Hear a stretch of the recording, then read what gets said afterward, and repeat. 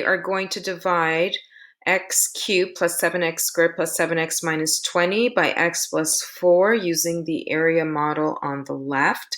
So I rewrote it here on a piece of paper. So let's go ahead and take a look. I want some number up here times this x to give x cubed. So if you said x squared, you are right. So x squared will go up here. X squared times x is x cubed. And then I want x squared times 4 here, which is 4x squared. All right, my next term that I wanted to add up to is 7x squared. So along the diagonal here, I need to add 3 more. So 3x squared, which gives us 7x squared. Now everything in yellow gets multiplied. So x times what number up here will give me 3x squared? That would be 3x, and 3x times 4 is 12x. And then I would like it to add up to 7x. So you could see we will need to subtract. We will subtract 5x because 12 minus 5 is 7, and we have 7 x's left. Okay, and the last one, x times what number up here will give us negative 5x. This would be negative 5. And then negative 5 times 4 is negative 20.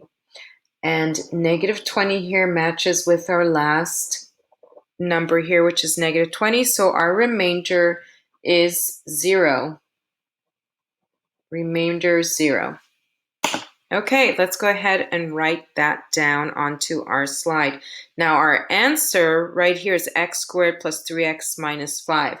Recall, if I wrote x plus 4 and I times it by x squared plus 3x minus 5, if I multiplied all this out, we would get the top row up here. So let's go ahead and write this into our slide. All right, so up here you should write x squared plus 3x minus 5.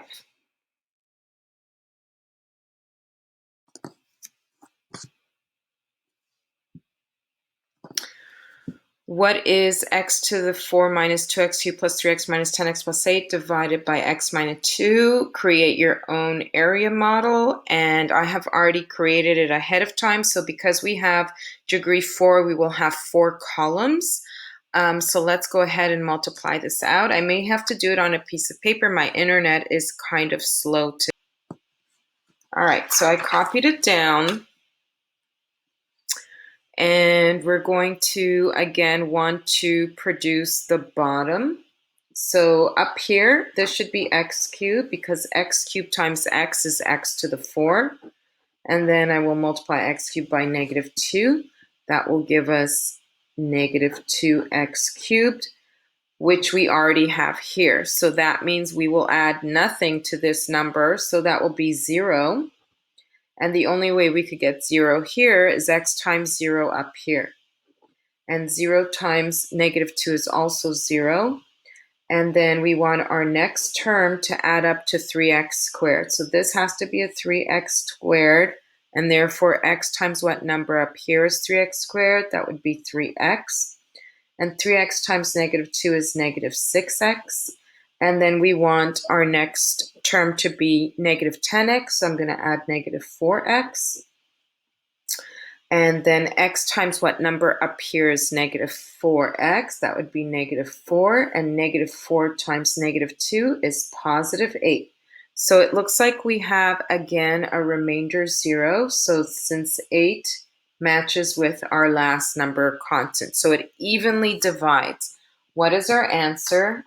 Our answer, our other factor, is the row I'm highlighting. Now, when we write this, we do not need to write the 0. we can just rewrite it as x cubed plus 3x minus 4.